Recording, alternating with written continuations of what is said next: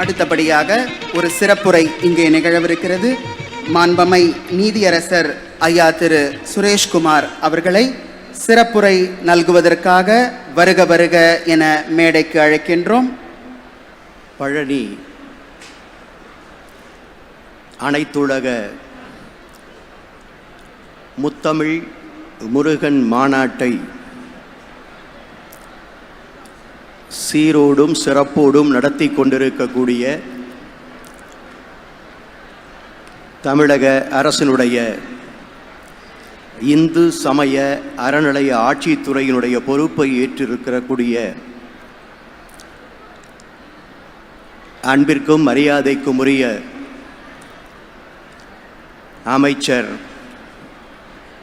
மாண்புமிகு திரு சேகர் பாபு அவர்களே, தமிழ்நாட்டு அரசுடைய உணவுத்துறை அமைச்சர் அன்பிற்கும் மரியாதைக்கும் உரிய மாண்பமை திரு ஆர் சக்கரபாணி அவர்களே,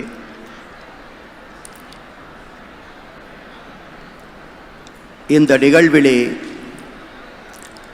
கலந்து கொண்டிருக்கக்கூடிய சென்னை உயர்நீதிமன்றத்தினுடைய நீதி அரசர்களே, உயர்நீதிமன்றத்தினுடைய மேனாள் நீதி அரசர்களே,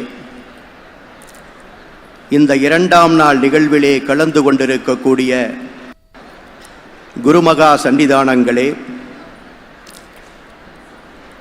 இந்த பகுதியினுடைய நாடாளுமன்ற சட்டமன்ற உறுப்பினர்களே, இந்த துறையினுடைய செயலாளர் அவர்களே, இந்த மாவட்டத்தினுடைய ஆட்சித்தலைவர் அவர்களே, இந்த துறையினுடைய தலைவர் அவர்களே, இந்த மாபெரும் மாநாட்டில் இரண்டாம் நாள் நிகழ்வில் அரங்கம் நிறைய அமர்ந்திருக்கிற உலகின் பல்வேறு நாடுகளிலிருந்து வந்திருக்கக்கூடிய பிரதிநிதிகள், முருக பக்தர்கள் உள்ளிட்ட உங்கள் அத்துணை பேரையும் அன்பால் வணங்கி மகிழ்கிறேன்.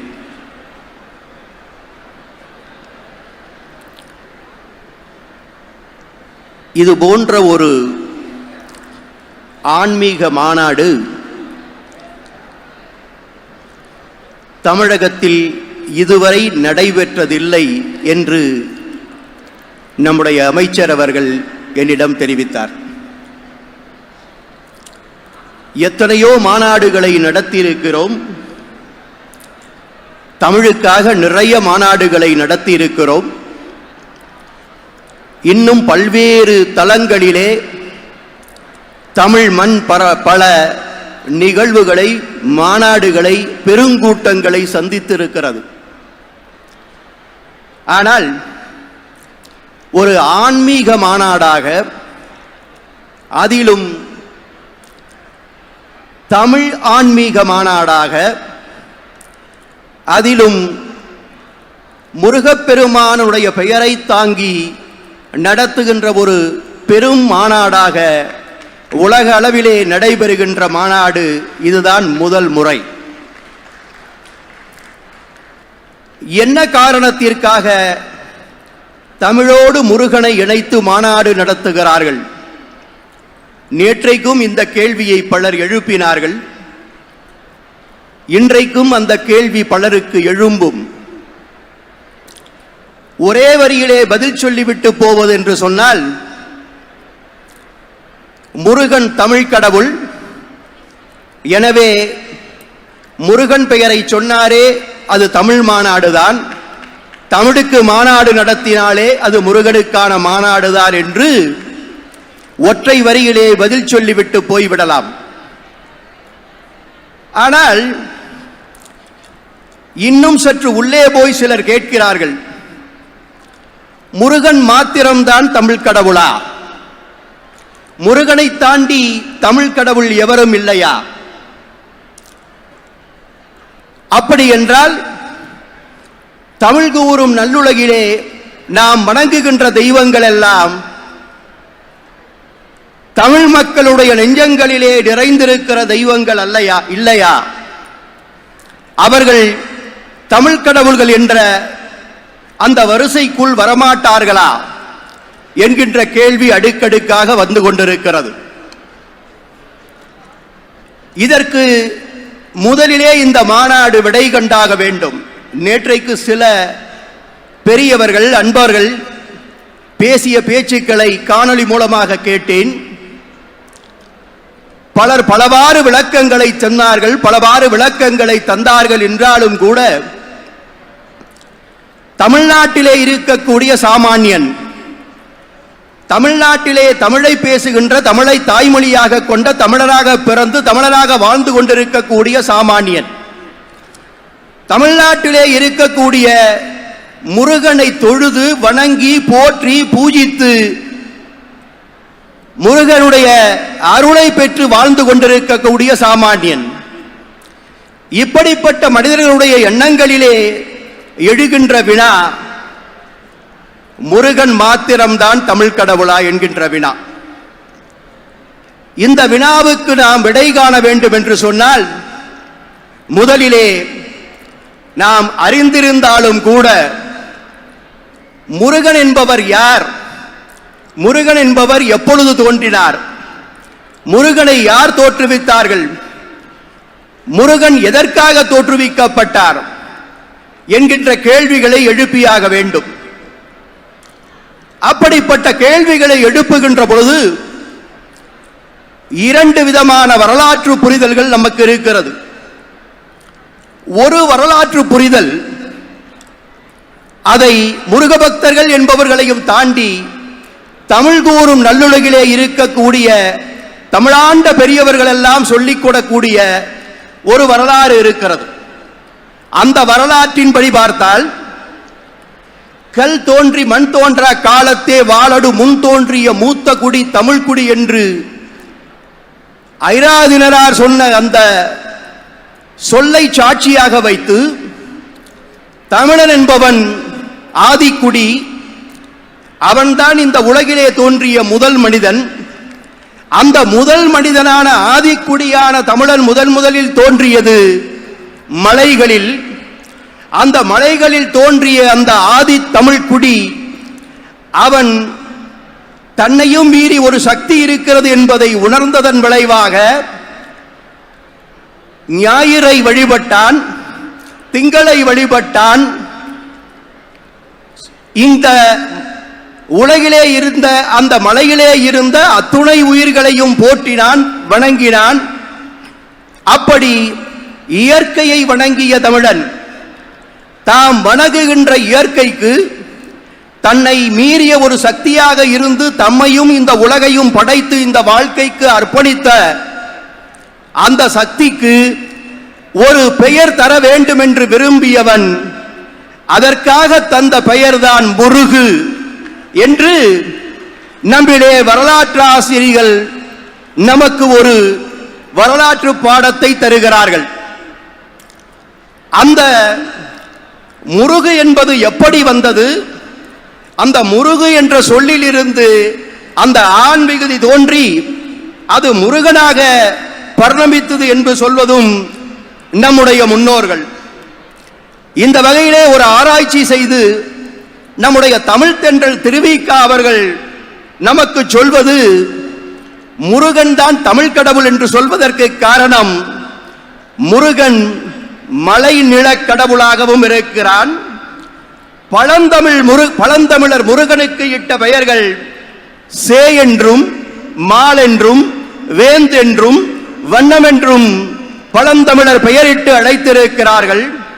இந்த பெயர் காரணங்களுக்கெல்லாம் உரியவனான பொது பெயராக இருந்தவன் தான் முருகன் என்று ஒரு வரலாற்றை சொல்லுகிறார்கள். நீங்கள் பார்த்தீர்கள் என்று சொன்னால், தொல்காப்பியம் தோன்றிய வரலாற்றை ஆராய்ந்து சொல்லுபவர்கள் ஒரு 2600 ஆண்டுகள் என்று சொல்கிறார்கள். அதாவது கிமு 600வது ஆண்டு தொல்காப்பியத்திலே சொல்லப்பட்டிருக்கிறது. யாரை பற்றி? முருகனை பற்றி நிச்சயமாக தொல்காப்பியத்திலே சொல்லப்பட்டிருக்கிறது. அதை நேற்று கூட சக நீதியரசர் சுட்டிக்காட்டினார். அப்படி என்றால் முருகனுடைய தோற்றம் 2600 ஆண்டுகள் தானா என்கின்ற கேள்வி எழும். அதைத்தான் திருவிக்கா மேலும் சொல்கிறார், குறிஞ்சி கிழான், குறிஞ்சி கிழான் என்று சொல்லுகிறோம், மழை கிழவோன் என்று சொல்லுகிறோம். இவ்விரண்டும் குறிஞ்சி நிலத்தில் மட்டும் ஆளும் மக்கள் பொழுதே ஏற்பட்ட வழிபடு பொருட்களாக அன்றைய தமிழ் மனிதன் கொண்டிருந்தான். அப்படிப்பட்ட அந்த முருகு என்ற சொல்லிலிருந்து வந்த அந்த முருகன் என்று தோன்றினான் என்று சொன்னால் அதற்கு 2000 3000 ஆண்டுகள் என்று யாரும் உறுதியாக இறுதியாக கணக்கிட்டு சொல்லிவிட முடியாது. அந்த முருகனும் அந்த முருகும் அந்த முருகு வழிபாடும் தோன்றியது என்றைக்கு ஆதித்தமிழன் குறிஞ்சி நிலத்திலே தோன்றினானோ, மலையிலே தோன்றினானோ, அன்றே தோன்றிவிட்டவன் தான் முருகன் என்பதுதான் ஒரு தரப்பிலே நமக்கு சொல்லப்படுகிற வரலாறு. அந்த வரலாற்றின்படி பார்த்தால் தமிழ் கடவுள் முருகன் தான். தமிழன் தோன்றிய காலத்திலிருந்து ஏற்படுத்தப்பட்ட அந்த கடவுள் நம்பிக்கை முருகனை மையப்படுத்தியே ஏற்படுத்தப்பட்டதுதான் என்கின்ற வரலாற்றை நிறுவியிருக்கிறார்கள் நம்முடைய பெரியோர்கள். இதை அப்படியே வைத்துக் கொள்ளுங்கள். இப்பொழுது நம்மில் பலர் அறிந்து வைத்திருக்கிற அந்த முருகன் பிறப்பு பற்றிய அந்த கதைக்குள் நீங்கள் வாருங்கள். அதை கந்தபுராணம் மிகச் சிறப்பாக பதிவு செய்கிறது. எல்லோரும் அறிந்த கதையாக கூட இருக்கலாம். ஆனால் நாம் எழுப்பியிருக்கிற கேள்விக்கு விடை காண வேண்டும் என்று சொன்னால் அந்த கதையை ஒரு முறை திருப்பி பார்க்க வேண்டியது நம்முடைய கடமையாகிறது. கைலாயத்திலே சிவபெருமானும் நம்முடைய உமையவளும் அமர்ந்திருக்கிறார்கள். அன்றைக்கு உமையவளுக்கு பெயர் தாட்சாயினி, காரணம் தட்சனின் மகள். அவள் சொல்லுவாள், ஐயா, உங்களை அவமதித்து விட்டான் தட்சன், சரியான மரியாதை கொடுக்கவில்லை. அவனுடைய மகள் என்கின்ற பெயரிலே அவனுடைய பெயரை தாங்கி தாட்சாயினி என்கின்ற பெயரை, அந்த நாமத்தை தாங்கி இருக்க வேண்டிய அவசியம் எனக்கு இல்லை. எனவே எனக்கு ஒரு மறுபிறப்பு தர வேண்டும், அதற்காக நீங்கள் எனக்கு ஆசி வழங்க வேண்டும் என்று உமையவள் கேட்டவுடன் சிவபெருமான் அந்த ஆசியை வழங்குகிறார். அந்த இமயமலை அரசன் பன்னெடுங்காலமாக தவம் செய்து கொண்டிருக்கிறான். அவனும் மேனையுமாக தவம் செய்கிறார்கள். உன்னை மகளாக அடைய வேண்டும் என்றும் என்னை மருமகனாக அடைய வேண்டும் என்றும் அவர்கள் தவம் புரிகிறார்கள். அந்த தவத்தை நிறைவேற்றுவதற்காக நீ சென்று அவனுடைய மகளாக பிற என்று சொல்லி பின்னாளிலே நான் வந்து உம்மை அடைவோம் என்று சொல்லி சிவபெருமான் சொல்கிறார். அதன்படி தாட்சாயினியாக இருந்த உமையவள் அங்கே இமயமலை அரசனுடைய மகளாக போய் பிறக்கிறார். 5 வயது வருகிறது. 5 வயதிலேயே அவர் சொல்ல ஆரம்பித்து விடுகிறார், சிவபெருமானதான் என்னுடைய நான் மணக்க வேண்டியவர், அவரைத்தான் நான் அடைய வேண்டும். எனவே நான் தவம் இருக்கிறேன், அதற்கான ஏற்பாட்டை செய்து தாருங்கள் என்று தந்தையிடம் கேட்க, தந்தை எவ்வளவு மன்றாடியும் கேட்காமல், அதற்கு வேறு வழியில்லாமல் அவர் தன்னுடைய மகளுக்கு அந்த தவத்திற்கான ஏற்பாடுகளை செய்ய ஒருவாறு தவம் தொடர்ந்து கொண்டிருக்கிறது. இது ஒரு புறம் இருக்க, நம்முடைய சிவபெருமான் அவர்கள் அந்த திருமணத்தை செய்யவில்லை. எத்தனையோ தேவ ஆண்டுகள் கழிந்து செல்கிறது. அங்கே நம்முடைய உமையவளும் தவத்திலே தொடர்ந்து இருந்து கொண்டிருக்கிறார். அப்படி இருக்கின்ற காலை அவரால் உருவாக்கப்பட்ட அல்லது அவருடைய தவத்தை அவருடைய வரத்தை பெற்ற சூரபத்மன், அவனுடைய எல்லையில்லாத தொல்லைகள் தொடர்ந்து கொண்டிருக்கிறது. தேவர்கள் நடுங்கி அஞ்சுகிறார்கள். இந்திரன் உட்பட அத்துணை பேரும் திருமாலிடம் சென்று வேண்டுகிறார்கள், இதற்கு என்ன வழி என்று கேட்கின்ற பொழுது திருமால் சொல்கிறார், அவர் யோகியாக இருக்கிறார். முழுமுதற் கடவுளான சிவபெருமான் யோகியாக இருக்கிறார். அவரை போகியாக மாற்ற வேண்டும், அதற்கு அவர் திருமணம் செய்ய வேண்டும் உமையவளை, அப்பொழுதுதான் நீங்கள் நினைப்பது நடக்கும் என்று சொல்ல, அப்படி அவரை திருமணம் செய்யும்படி கேட்க அதற்கு அவர் உடன்படவில்லை. பிறகு பலவாறு அந்த தேவர்களும் இந்திரனும் போய் அவரிடம் மன்றாடி கேட்க ஒரு காலத்திலே அவர் பூமிக்கு வந்து அரசனுடைய மகளாக வளர்ந்து கொண்டிருந்த உமையவளை திருமணம் செய்கிறார். திருமணம் முடிந்ததற்கு பிறகும் பல தேவ ஆண்டுகள் குழந்தைகள் இல்லை. அவர்கள் ஒரு குமரனை பெறவில்லை. சூரபத்மனை போன்றவர்களுடைய தொல்லைகள் எல்லையில்லாமல் போய்க் கொண்டிருக்கிறது. அதை பற்றிய கதையை கந்தபுராணம் விரித்து சொல்லுகிறது. அந்த ஒரு கதையை சொன்னாலே பல மணி நேரம் ஆகிவிடும். சுருக்கமாக நான் உங்களுக்கு சொல்கிறேன் ஒரு நினைவூட்டலுக்காக. அப்படி சிவபெருமான் திருமணம் செய்து பல தேவ ஆண்டுகளாயும் ஒரு குமரனை பிறக்கவில்லை என்கின்ற காரணத்தினாலே மீண்டும் தேவர்கள் எல்லாம் போய் சிவபெருமானிடம் முறையிடுகிறார்கள். உங்களுடைய வீரியத்தை நீங்கள் வெளியிட வேண்டும். உங்கள் வீரியத்தை தாங்குகின்ற சக்தி யாரிடம் இருக்கிறது என்று சொன்னால் அது அக்னியிடமும் வாயுவிடமும் தான் இருக்கிறது. எனவே உங்களுடைய வீரியத்தை வெளிக்கொணர்ந்து நீங்கள் அதை வளர்ப்பதற்கு உதவ வேண்டும் என்று மன்றாடுகின்ற பொழுது சிவபெருமான் தன்னுடைய 5 முகங்களை 6 முகங்களாக மாற்றி அந்த 6 முகங்களிலிருந்தும் நெற்றிக்கண் வழியாக அந்த தீப்பொறியை பரவ விடுகின்ற பொழுது அந்த தீப்பொறி என்பது இந்த உலகத்திலே இருக்கக்கூடிய மிக உயர்ந்த வெப்பம் தரக்கூடிய ஞாயிறை விட அதிகம் வெப்பத்தை தருகின்ற காரணத்தினாலே அந்த வெப்பம் தாழாமல் நம்முடைய பார்வதி தேவியே சிறிது தூரம் ஓடி செல்கிறாள். அப்படி அவர் ஓடுகின்ற பொழுது அவருடைய கால் சிலம்பிலிருந்து பரல்கள் பறக்கின்றன. அந்த பரல்களில் இருந்து 9 சக்திகள் உருவாகின்றன. 9 சக்திகளுடைய பெயர்களையும் நீங்கள் அறிந்திருப்பீர்கள். அந்த 9 சக்திகளும் சேர்ந்து அது வீரவாகுவையும் வீரகேசரியையும் வீர மகேந்திரனையும் வீர மகேஸ்வரரையும் வீர புரந்தரையும் வீர ராக்கதரையும் வீர மார்த்தாண்டரையும் வீராந்தகரையும் வீர தீரரையும் உருவாக்குகிறது. அந்த 9 குமாரர்களும் அந்த வீர புருஷர்களோடு சிவனும் 1,00,000 பேரை தருகிறார். 1,00,000 அவரோடு சேர்ந்து இந்த 9 வீரர்கள் என்று இந்த 1,09,000 பேர் ஒரு பக்கம் உருவாகிறார்கள். நெற்றிக்கண்ணிலிருந்து வெளிப்பட்ட அந்த 6 வெப்ப பொறிகள் அந்த தீ பொறிகளை முதலிலே வாயு தாங்குகிறான். வாயுவினால் தாங்க முடியவில்லை. வாயு தேவனால் அவன் அந்த வெப்பம் தாங்காமல் அக்னி தேவனிடம் கொடுக்கிறான்.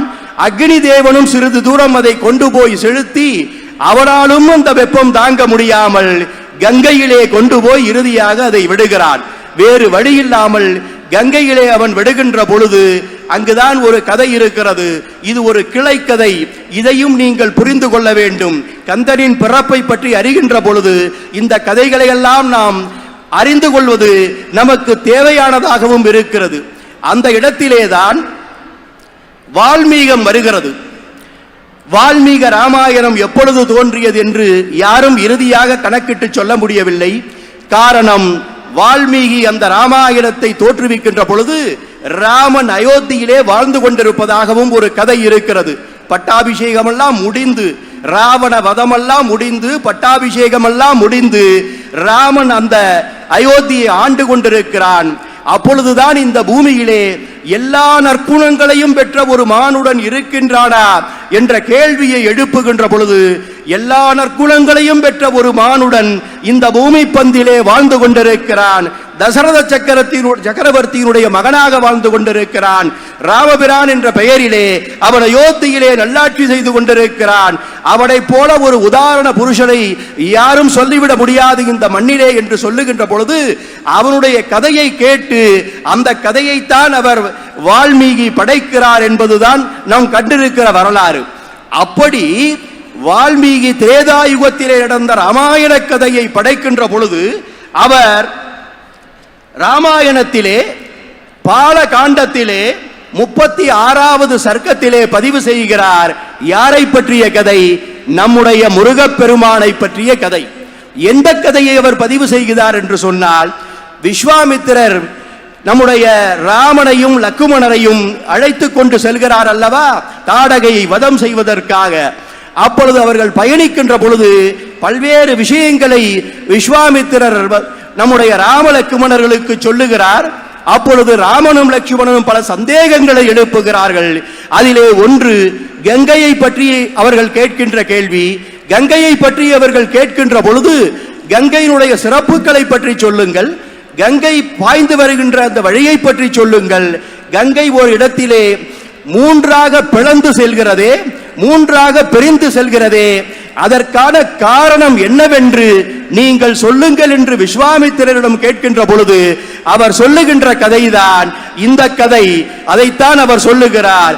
எப்படி வாயு தேவனும் அக்னி தேவனும் நம்முடைய சிவபெருமானுடைய நெற்றிக்கண்ணிலிருந்து வந்த அந்த தீப்பொறியை தாங்க முடியாமல், அதனுடைய வெப்பத்தை தாங்கிக் கொள்ள முடியாமல் கங்கையிலே போடுகிறார்களோ, அப்படி அவர்கள் கங்கையிலே போடுகின்ற பொழுது கங்கையே கதி கலங்கி போய் தன்னுடைய போக்கில் இருந்து சற்று மாறி அது சிதறி அது மூன்றாக பிளந்து மூன்றாக பிரிந்து அந்த கங்கை ஓடுகிறது என்கின்ற முருகனுடைய பிறப்பு சார்ந்த கதையை வால்மீகம் தன்னுடைய பாலகாண்டத்திலே வால்மீகி இதனால் பதிவு செய்கிறது. அப்படி என்றால் வால்மீகம் உருவான காலம் எந்த காலம்?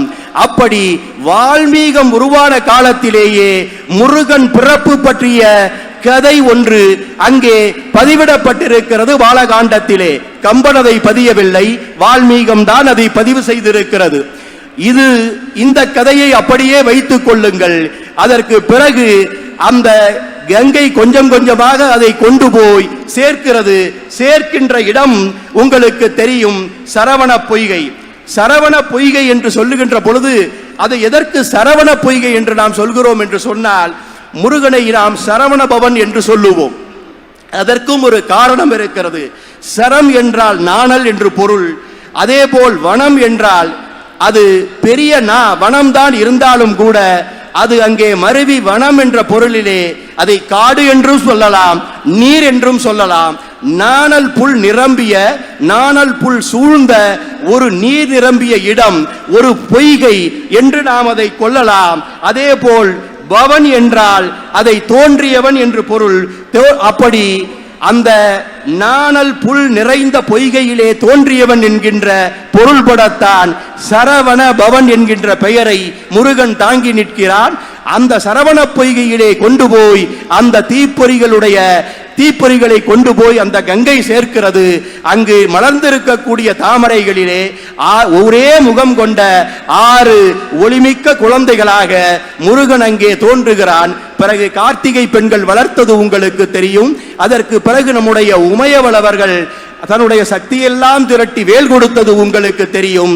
அதற்கு பிறகு அவர் நரகாசூரனை வென்று கவுஞ்சி மலையை உடைத்து பிறகு சூரபத்மனை வென்று தன்னுடைய அந்த பிறப்பினுடைய நோக்கத்தை அவர் நிறைவேற்றுகிறார். கந்த பெருமான் என்கின்ற வரலாறு உங்களுக்கு தெரியும். இதிலே 2 வகையான வரலாறுகள் இப்பொழுது நம் முன்னே நிற்கிறது.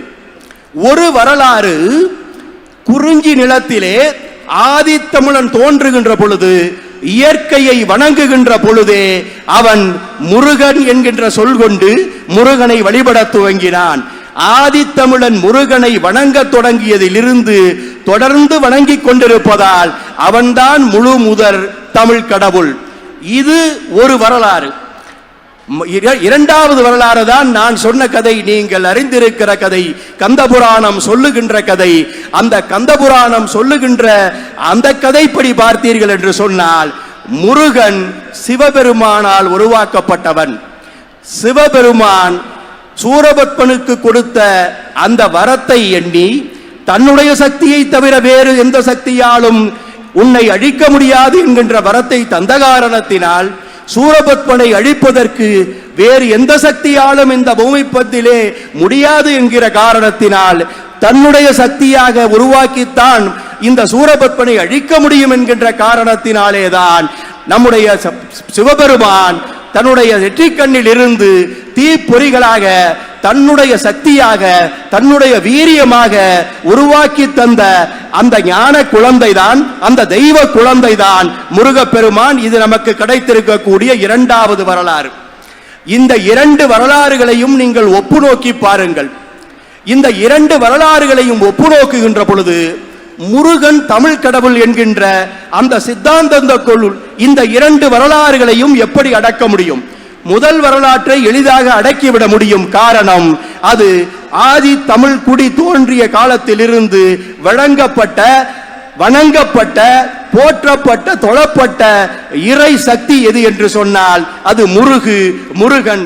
எனவே அவரை தமிழ் கடவுள் என்று நம்முடைய முதல் கதை வரலாற்றின் மூலமாக நாம் மிக எளிதாக அடக்கிவிட முடியும். ஆனால் இரண்டாவது கதையின் மூலமாக எப்படி தமிழ் கடவுள் என்று நாம் அடக்கப் போகிறோம், இந்த கேள்வியும் நமக்கு எழுகிறது. இந்த கேள்விக்கு விடை காண்பது என்பது மிக மிக எளிது. 2 உதாரணங்களை மாத்திரம் உங்களுக்கு சொல்லுகிறேன். நீங்கள் தமிழ் இறைமொழி என்று பல்வேறு ஆண்டுகளாக நாம் சொல்லி வருகிறோம், பல யுகங்களாக பேசி வருகிறோம். தமிழ் இறைமொழி என்பதை யாரும் மறுத்துவிட முடியாது, மறந்துவிட முடியாது. அதற்கு 2-3 உதாரணங்களை மாத்திரம் உங்கள் முன்னால் நான் எடுத்து வைக்கிறேன். ஒன்று, மாணிக்கவாசகர் திருவாசகத்தை படைத்தார். அவர் ஆவுடையார் கோவிலில் துவங்கி எங்கெல்லாம் சிவபெருமான் எந்தெந்த தலங்களுக்கெல்லாம் திருவுத்தர கோசமங்கை, கடைசியாக நம்முடைய தில்லையம்பதி என்று சொல்லக்கூடிய அந்த சிதம்பரம் வரை ஒவ்வொரு இடமாக சென்று அவர் பதிகங்கள் பாடி அந்த திருவாசகத்தை நமக்கு அருளினார். அப்படி திருவாசகத்தை அருளிவிட்டு சிவபெருமான் ஏற்கனவே சொன்னதற்படி நம்முடைய மாணிக்க வாசகர் தில்லையம்பதி வருகிறார். தில்லையம்பதியிலே அவர் வந்திருக்கின்ற பொழுது அங்கே வேறு வேடமிட்டு வந்த சிவபெருமான், ஐயா, நீங்கள் இதுவரை இறைவனை நினைத்து பாடிய பாடல்களை எல்லாம் தொகுத்து சொல்ல வேண்டும், அதை எழுத வேண்டும் என்று சொல்கிறார். அதையும் தாண்டி நீங்கள் ஒரு முழு அந்த சிவனை பற்றி முழுமையான ஒரு கோர்வையாக நீங்கள் பதியங்களை சொல்ல வேண்டும் என்று சொல்லுகின்ற பொழுது நான் சொல்ல தயார், ஆனால் நான் எழுத முடியாது, இப்பொழுது நான் எழுதும் நிலையில் இல்லை, நான் சொல்கிறேன், யாராவது எழுதச் சொல்லுங்கள் என்று சொல்லுகின்ற பொழுது இறைவன் வேறு வேடத்தில் வந்த காரணத்தினால் நானே அதை எழுதுகிறேன், நீங்கள் சொல்லுங்கள் என்று சொல்லி அதை முழுக்க மாணிக்க வாசகர் மீண்டும் ஒரு முறை திருவாசகத்தை சொல்ல, திருக்கோவையாரை சொல்ல, இந்த திருவாசகத்தையும் திருக்கோவையாரையும் தன் கைப்பட எழுத்தாணி பிடித்து எழுதியவன் இறைவன். அதை எழுதியதோடு மாத்திரமல்லாமல் எழுதிவிட்டு அவன் சொல்லுவான், இதை சொல்ல எழுதியது அம்பலவாணன் என்று கைச்சாத்து இட்டதாகத்தான் நம்முடைய வரலாறுகள் பதிவு செய்திருக்கின்றன. அப்படி என்றால் இங்கே ஒரு முக்கியமான கேள்வி எழுகிறது. மாணிக்க வாசகர் திருவாசகத்தையும் திருக்கோவையாரையும் சொல்லிய பொழுது எழுத்தாணி பிடித்து இறைவன் எழுதினானே, அது எந்த மொழி? அது தமிழ் மொழி இல்லையா? அவன் வேறு மொழியில் சொல்லி அதை தமிழிலா மொழி மாற்றம் செய்திருக்கிறார்கள்? இல்லையே, தமிழ் மொழியிலே தானே அவர் சொன்னார், தமிழ் மொழியிலே தானே இவர் எழுதினார். அப்படி என்றால் நம்முடைய முழு முதல் கடவுளாக இருக்கக்கூடிய பரமசிவன் எழுதிய மொழி தமிழ் மொழி என்பதை உங்களுக்கு சொல்ல கடமைப்பட்டிருக்கிறேன். இது ஒரு உதாரணம். இதை தாண்டி நம்முடைய கம்பனாடான் அருமையாக ஒரு உதாரணத்தை நம்முடைய கம்பராமாயணத்திலே அவன் வைத்திருப்பான். அகத்திய படலம் அல்லது தண்டகாரண்ய படலம் என்று நம்முடைய ஆரண்ய காண்டத்திலே ஒரு படலம் உண்டு.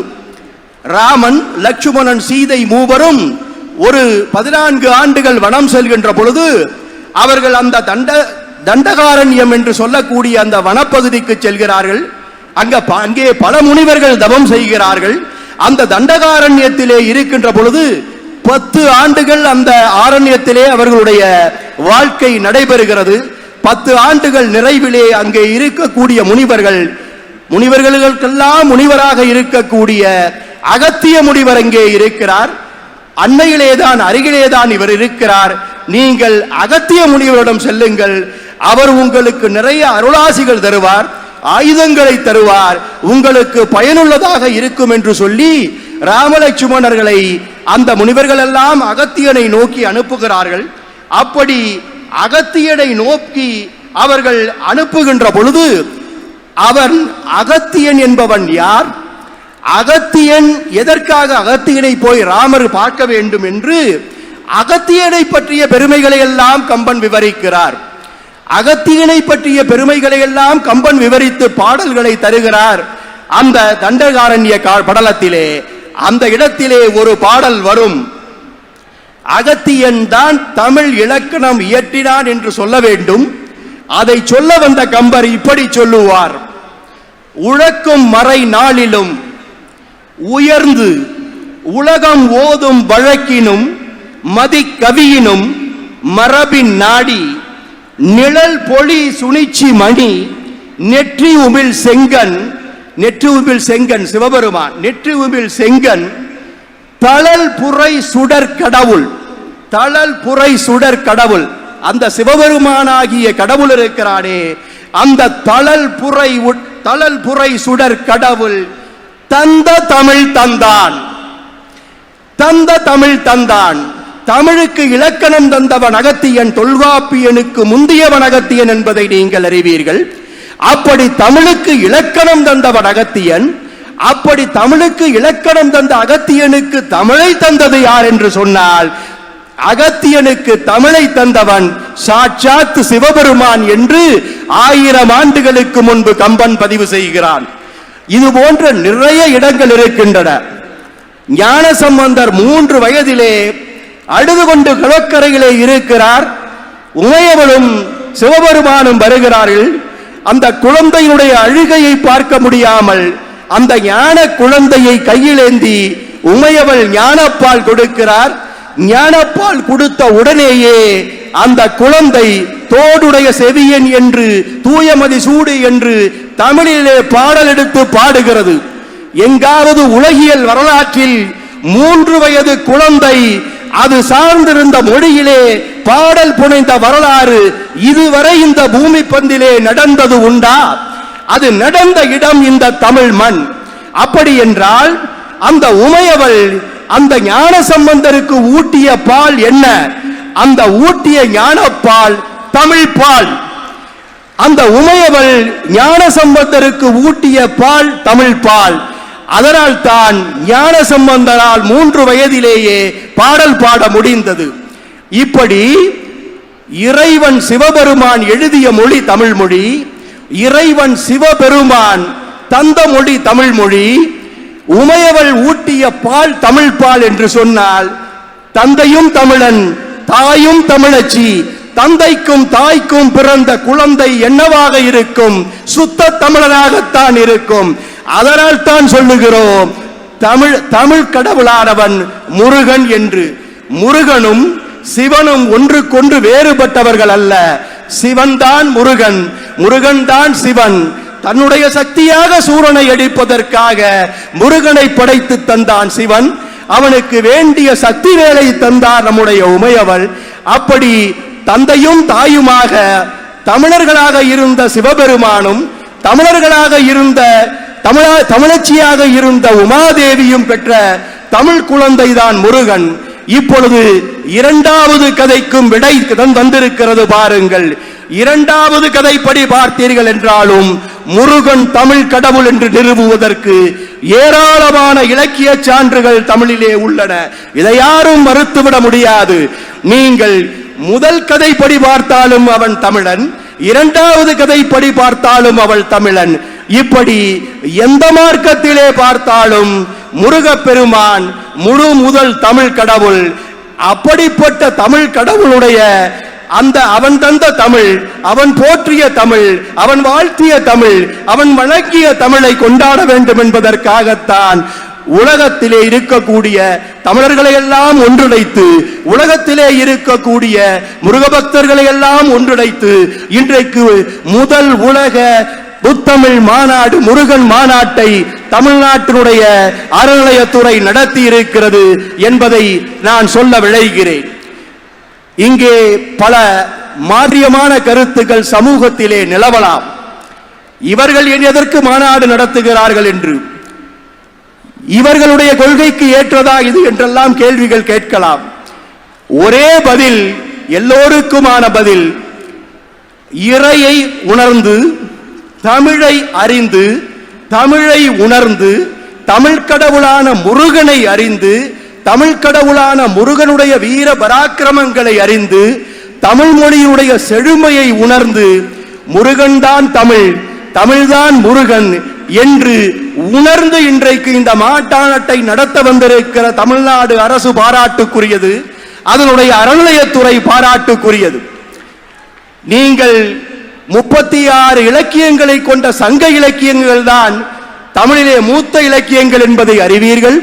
அந்த மூத்த இலக்கியத்திலே 10 பாட்டு தான் மிக மூத்த இலக்கியங்களாக வைக்கப்பட்டிருக்கின்றன. அந்த 10 பாட்டினுடைய முதன்மை பாட்டாக வைக்கப்பட்டிருக்கிறது திருமுருகாற்றுப்படை. அந்த திருமுருகாற்றுப்படையை நக்கீரர் படைக்கின்ற பொழுது அந்த காலகட்டத்தில் அது 2ஆம் நூற்றாண்டிலே படைக்கப்பட்டதாக சொல்கிறார்கள். இன்றிலிருந்து ஒரு 1800 அல்லது 1900 ஆண்டுகளுக்கு முன்பு படைக்கின்ற பொழுது எல்லோருமே பரிசுகள் பெற வேண்டும் என்பதற்காக பரிசு பெற்ற ஒரு பாணன் பரிசு பெற விரும்புகின்ற பாணனை ஆற்றுப்படுத்துவதற்காக பாடுவதுதான் ஆற்றுப்படை இலக்கியம் என்பதை நீங்கள் அறிவீர்கள். அப்படி பாணர்களுக்காக ஆற்றுப்படை பாடிய இலக்கியங்கள் இருக்கும் மத்தியிலே முருகனை வழிபட வேண்டும் என்று நினைப்பவர்கள், முருகனுடைய அருளை பெற வேண்டும் என்று நினைப்பவர்கள் அவர்களை வழிபடுத்தி நெறிப்படுத்தி ஆற்றுப்படுத்துவதற்காக ஒரு ஆற்றுப்படை முதலிலே படைக்கப்பட்டது என்று சொன்னால் அது நக்கீரர் படைத்த திருமுருகாற்றுப்படை. அதனால் தான் சங்க இலக்கியங்களை தொகுக்கும் பொழுது திருமுருகாற்றுப்படையை முதல் இலக்கியமாக வைத்து நம்முடைய முன்னோர்கள் படைத்து தந்திருக்கிறார்கள். அப்படி 2000 ஆண்டுகளுக்கு முன்பு முருக பக்தர்களை முருகனை நோக்கி ஆற்றுப்படுத்துகிற வேலையை நக்கீரர் செய்தார். 2000 ஆண்டுகளுக்கு பிறகு தமிழ் மண்ணிலே இன்னும் பலரை முருகனை நோக்கி ஆற்றுப்படுத்துகிற முருகனுடைய அந்த அருளை பெற விரும்புகின்ற பல லட்சம் பல கோடி முருக பக்தர்களை ஆற்றுப்படுத்துகிற வேலையை இந்த முருக மாநாட்டின் மூலமாக தமிழ்நாடு அரசும் இந்த துறையும் அதனுடைய அமைச்சர் சேகர் பாபுவும் செய்திருக்கிறார்கள். எனவே திருமுருகாற்றுப்படையை தந்த நக்கீரர் 2000 ஆண்டுகளுக்கு முன்பு என்று சொன்னால் இந்த மாநாட்டை தந்த தமிழக அரசும் இந்த துறையும் அதனுடைய அமைச்சர்களும் இன்றைக்கு இந்த மாநாட்டை உலக முத்தமிழ் முருகன் மாநாடு என்று சொல்வதற்கு பதிலாக உலக முத்தமிழ் முருகன் ஆற்றுப்படை மாநாடு என்று சொல்வது பொருத்தமாக இருக்கும். அப்படிப்பட்ட ஒரு உன்னதமான நிகழ்வை தமிழ் மண்ணிலே இன்றைக்கு அரங்கேற்றி இருக்கிற தமிழக அரசை பாராட்டுகிறேன். தமிழகத்தினுடைய அந்த அறநிலைய துறையை பாராட்டுகிறேன். அதனுடைய செயல் வீரராக இருக்கக்கூடிய அமைச்சர் சேகர் பாபுவை பாராட்டுகிறேன். அந்த துறையினுடைய செயலர் உள்ளிட்ட அத்துணை அதிகாரிகளையும் அலுவலர்களையும் உலகெங்கும் இருந்து வந்திருக்கக்கூடிய நம்முடைய தமிழ் சான்றோர்களையும் முருக பக்தர்களையும் பாராட்டுகிறேன், வாழ்த்துகிறேன். முருகனுடைய அந்த புகழும் வெற்றியும் தொடரட்டும். இந்த மாநாட்டின் மூலமாக தமிழ் வென்றிருக்கிறது, முருகன் வென்றிருக்கிறான் என்று சொல்லி வாய்ப்புக்கு நன்றி பாராட்டி விடைபெற்றுக் கொள்கிறேன். நன்றி, வணக்கம். முருகு வரலாற்றை சிறப்பித்து சிறப்புரையாக நல்கி அமர்ந்திருக்கின்ற மாண்பமை நீதியரசர் திரு சுரேஷ்குமார் அவர்களுக்கு மீண்டும் ஒரு முறை நம் அனைவரின் சார்பிலும் நன்றி பாராட்டிக் கொள்கின்றோம்.